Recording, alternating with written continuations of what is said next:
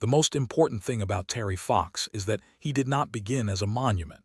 He began as a stubborn young man with one good leg, one artificial leg, and a country-sized debt he believed Canada owed to cancer research.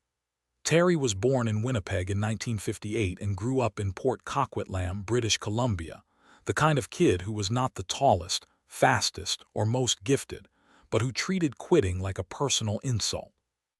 He loved basketball so much that when coaches doubted him, he simply practiced harder, which is not complicated psychology, just extremely inconvenient for anyone betting against him. At 18, pain in his right knee turned into the diagnosis every family fears: osteogenic sarcoma, a bone cancer that forced doctors to amputate his leg above the knee in 1977. The surgery changed his body, but the months of treatment changed the shape of his anger. In the cancer ward, Terry saw children and teenagers suffering through the same disease, and he became furious that research still needed money this badly. He did not want pity, and he did not want to become somebody's inspirational poster before breakfast. He wanted a cure to have a larger budget. During recovery, he learned about an amputee marathoner, and the idea entered his mind with the polite force of a lightning strike. At first, he told people he wanted to run a marathon, which sounded unreasonable enough. The private version was bigger. Terry Fox wanted to run across Canada and ask every Canadian for $1 for cancer research. That plan was not a fitness goal. It was a logistical argument with geography, whether money, pain, traffic, and every sensible adult in the room.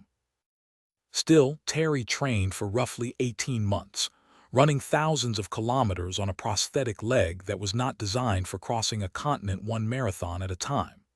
His best friend Doug Allward agreed to drive the van, carry supplies, cook meals, and witness the daily miracle and daily bad mood at very close range.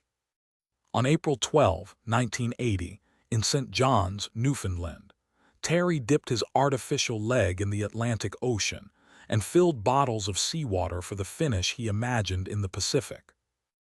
Then he started the Marathon of Hope with almost no fanfare, because sometimes history begins with a ceremony so small it looks like a scheduling mistake. The first days gave him gale-force wind, rain, snow, and empty roads, which was generous of Eastern Canada if the goal was to test every part of the plan immediately. His running motion was a hop and a step, a hard rhythm where his prosthetic leg swung forward, reset, and forced the rest of his body to pay the bill. He ran close to 42 kilometers a day, often starting before dawn and finishing near evening, with blisters, bruises, soreness, and exhaustion becoming unwanted members of the crew. Some towns barely noticed him, and some days the donations were so small that the dream must have felt like it was echoing down an empty highway. Then Port aux Basques raised thousands, schoolchildren began lining roads, and strangers started handing over bills as if the whole country was slowly waking up. Through the Maritimes, Terry became a moving argument that courage did not need perfect conditions. It only needed one more mile. Quebec brought language barriers, dangerous shoulders, confused drivers, and the special comedy of trying to explain a national mission while traffic behaves like it missed the meeting. By Montreal, he had run about a third of the route and raised serious money, but he was still far from the Pacific and far from rested.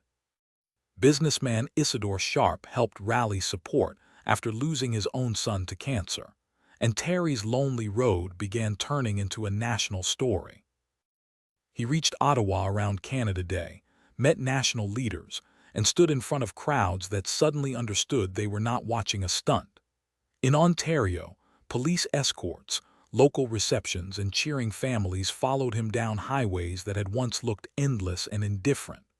On July 11, he entered Toronto, where thousands packed Nathan Phillips Square and hockey legend Darryl Sittler gave him his all-star sweater.